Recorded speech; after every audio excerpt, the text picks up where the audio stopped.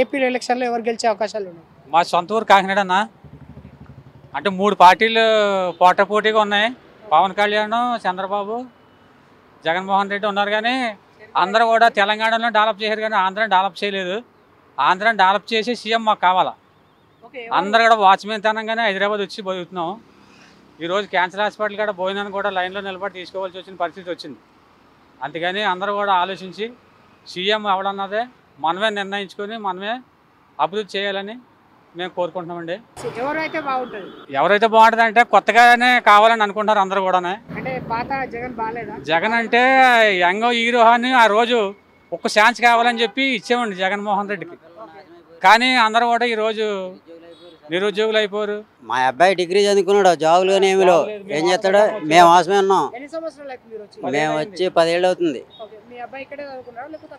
అక్కడే చదువుకున్నాడు. మేము ఇక్కడ ఉండి డబ్బులు పంపి చదివించాం. డిగ్రీ పూర్తి అయింది. కోచింగ్కి వెళ్ళాడు జాబుల్లో. ఏం చేస్తారు ఇవ్వాలి? ఆడిని కూడా వాచ్మెన్ పెట్టవలసి వచ్చింది.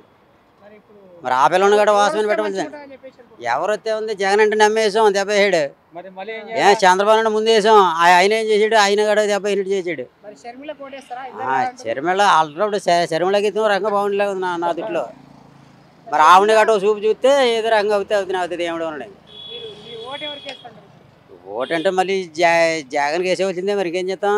చంద్రబాబు నాయుడు 10 వందలు చూసాం, షర్మిలకే వేస్తాం మేము ఇవ్వాలి.